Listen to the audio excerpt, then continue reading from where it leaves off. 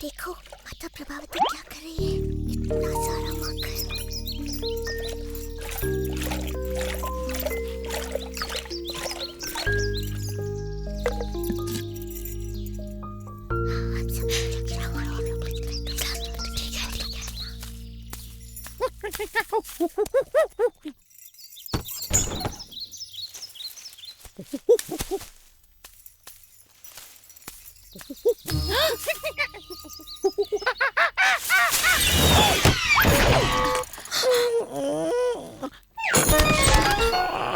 वो आवाज क्या थी? चल भाग यहाँ से बंदर कहेंगे, निकल।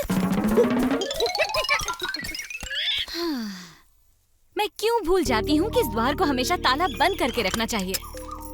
यमुना तट के बंदरों की वजह से कुछ भी सुरक्षित नहीं है। और वो यशोदा का नटखट कृष्णा, ताला न लगाया तो क्षण भर में इतनी मेहनत से निकाला गया सारा माखन यूं चट कर जाएगा।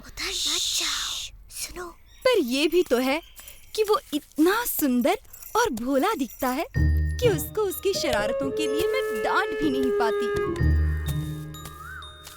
ओह, होगा वो सुंदर और भोला, पर मैं इस बार उसके झांसे में आने वाली नहीं हूँ। समझ नहीं आता हम क्या करें। पता है माता प्रभावती अभी अभी क्या करके उठी है? मैं बताऊं? उन्होंने अभी अभी हांडी भर के मलाईदार दही बिलोई है और उसमें से ढेर सारा माखन निकला है, संसार का सबसे स्वादिष्ट माखन। ओ कृष्णा, मेरे मुंह में पानी आ रहा है, मुझसे रुका नहीं जाएगा। ऐसा माखन जो जीभ पर रखते ही घुल जाए और खाने वाले को स्वाद की दुनिया में ले जाए। ओ कृष्णा, तुम हाँ? कौन है वहाँ?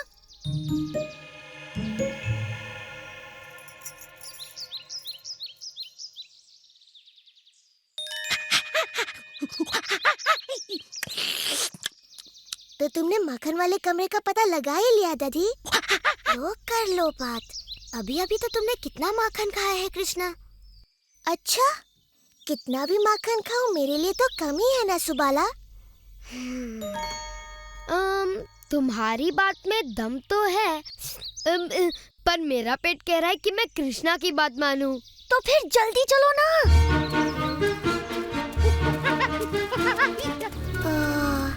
ये नहीं सुधरेंगे तो फिर मैं अकेला सुधर के क्या करूँगा?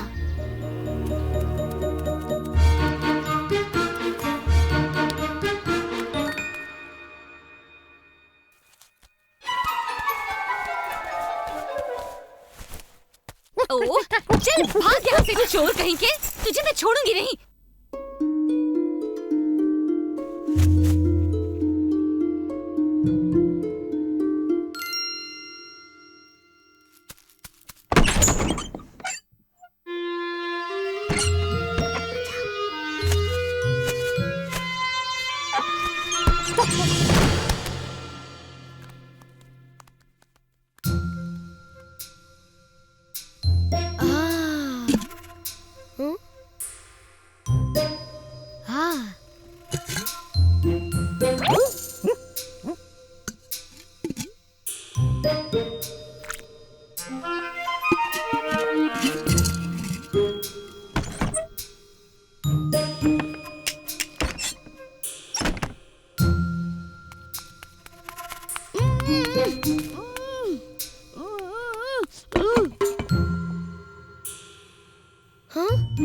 कृष्णा, कहाँ छिपाया है उन्होंने सारा माखन? इतना खतरा मोल लेना तो व्यर्थ ही गया। हाँ, इसकी बात सही है, उन्होंने माखन कहीं और छुपाया होगा। उनके आने से पहले ही निकल लेते हैं।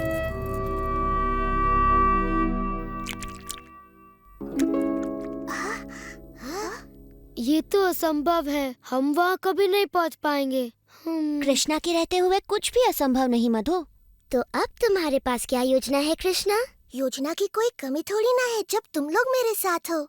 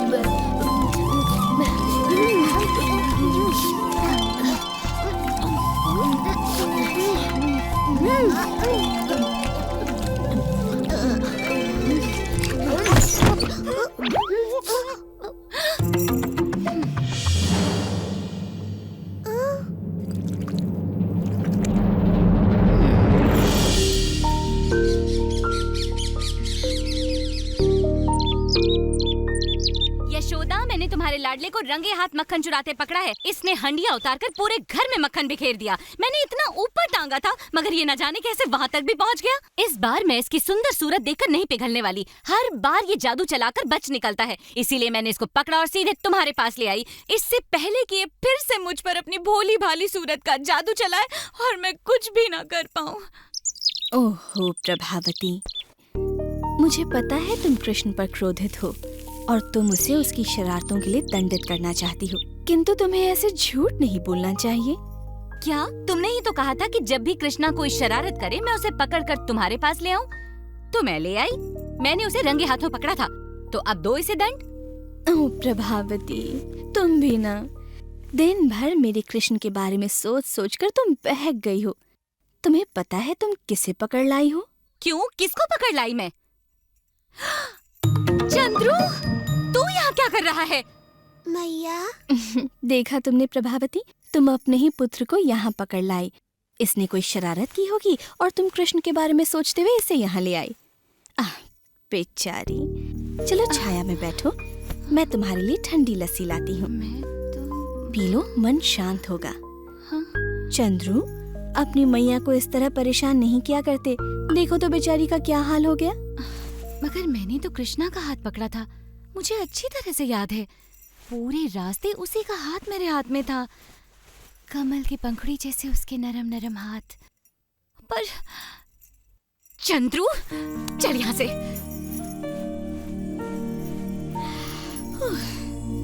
मैया, उनकी बातों में आ गई तो तुम्हें कैसे पता चलेगा? तुम्हें अपने पुत्र पर विश्वास होना चाहिए कि मैं तुम्हारा ही पुत्र हूँ। या वही माखन चोर कृष्णा? माता प्रभावती, मैं कृष्ण हूँ, नंद बाबा और यशोदा का पुत्र। कृष्णा, ये सच में तू है या मेरा चंद्रू? पर माता प्रभावती, मुझे अच्छा नहीं लगा कि आप मुझे चोरों की तरह पकड़कर मैया के पास ले गई। मेरा दोष तो केवल ये था कि मैंने माखन चुराया, वो भी आपके हाथों का बना, जो कि वृंदावन का सबसे स्वादिष्ट माखन है।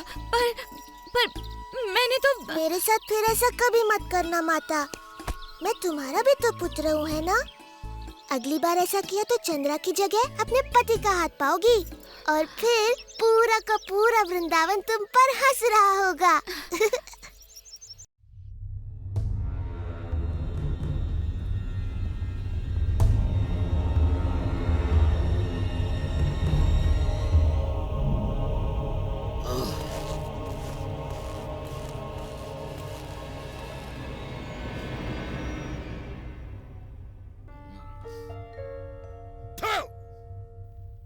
ऐसे की जाती है अपने राजा की सेवा? तेरी हिम्मत कैसे हुई मुझे खट्टा फल खिलाने की? कहाँ है तू? आखिर कब तक बचेगा मेरे हाथों से मेरे काल? नहीं, कंस को तू छू भी नहीं सकता। मैं तुझे पकड़कर अब पैरों तले कुचल डालूंगा।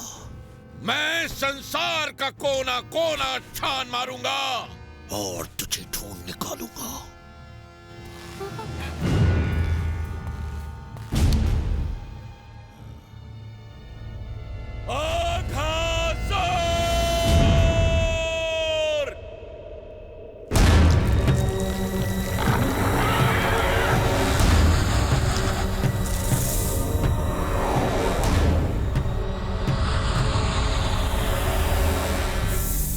सेवक अघासुर, जाओ और जाकर ढूंढो मेरे उस काल को। और उसे मौत के घाट उतार दो। ये मेरी आज्ञा है, जाओ। आपका आदेश मैं अपने विश से पूरा करूंगा महाराज कंस। तुम्हें उसका पता लगाना ही होगा। वो जहां कहीं भी हो, अपने विश से उसके प्राण हर लो।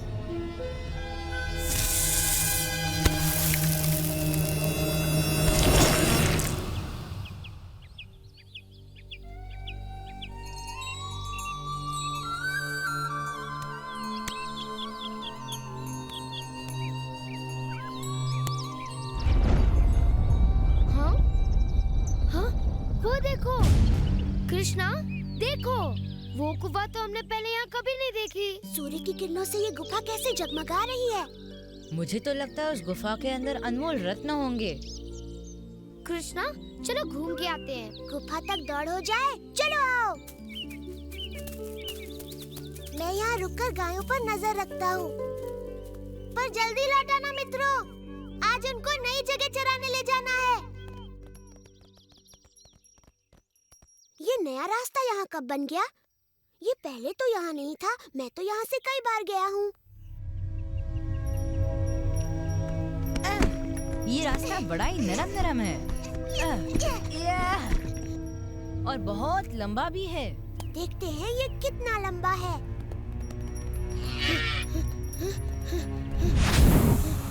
हाँ?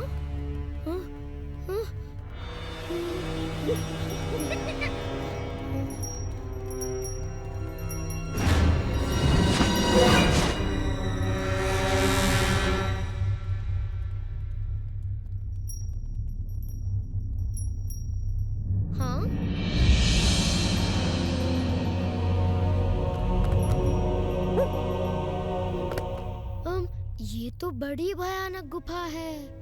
कुछ तो रहस्य है इसमें। मुझे लगता है हमें चलना चाहिए। घबराओ मत मधु, अंदर चलकर देखे तो सही वहाँ क्या है। आओ। चलो चलो।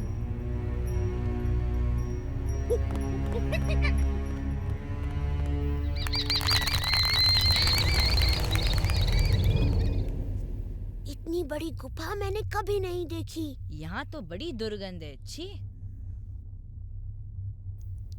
मुझे तो इसकी दुर्गंध से अजीब सा डर लग रहा है। चलो वापस चलो। क्या बच्चों की तरह डर रहा है? अब हम बड़े हो गए हैं।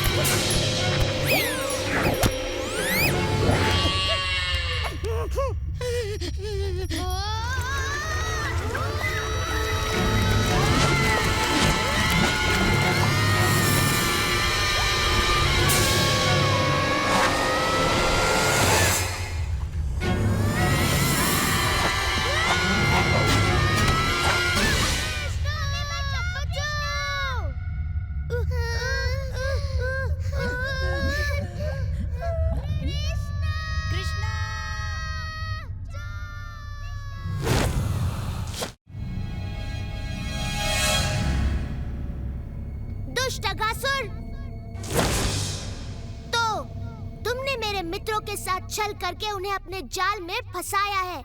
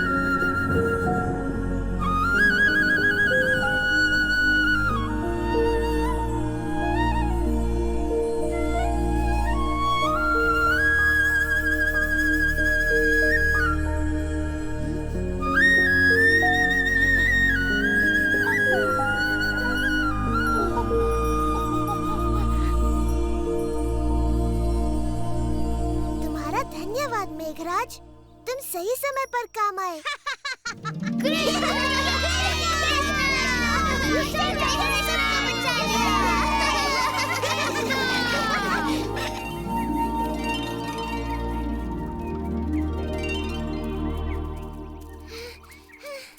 कृष्णा, वन के इस ओर से बड़ी अजीब अजीब सी आवाजें आ रही थी। यहाँ क्या हो रहा था कृष्णा? तुम सब सुरक्षित तो हो ना? हे प्रभु, ये क्या? ये विशाल दैत्य इन बालकों के पास कैसे आ गया? देखो बाबा, ये दैत्य अघासुर का मृत शरीर है। कृष्णा ने इसका वध किया। कृष्ण, तू ठीक तो है ना मेरे लाल? इस दानव का वध कृष्णा ने किया? हाँ, कृष्णा ने उसे मारा और हमारे प्राण बचाए। हाँ, कृष्णा बहुत साहसी है। तो मेरे भाई, ये सब किया कैसे तुमने? वो अपने मित्रों को संकट में देखकर मुझे कुछ तो करना ही था ना। तो तुम बस वहाँ गए, चुटकियों में उस दानव को मार डाला, वो भी अकेले। वाह मेरे भाई! ओह कृष्णा, तुमने मेरे चंद्रू और बाकी बाल गोपालों की इस संकट से रक्षा की है। अब तुम्हें माखन चुरा कर नहीं खाना पड़ेगा। पर माखन तो मैं चुरा कर ही खाऊंगा। परंतु इस बंदर को साथ मत लाना। इसका हिस्सा मैं तुम्हें अलग से दे दूंगी। वैसे जो भी हुआ हो, प्रभु की कृपा दृष्टि हम पर इसी तरह बनी रहे। चलो इस महान संकट से हम सब की रक्षा करने वाले प्रभु के लिए एक विशेष यज्ञ का आयोजन किया जाए। कृष्ण, तू हमेशा हमें चकित करता है। मुझे समझ में नहीं आता तू ऐसे बड़े बड़े काम कैसे कर लेता है। मैं तो बस ये जानती हूँ कि तू मेरा नन्हा सा लाल है। ओ मैया, तेरा ये नन्हा सा लाल तुझे बहुत प्रेम करता है। हाँ मेरी कृष्णा, मेरे लिए तो बस इतना ही बहुत है।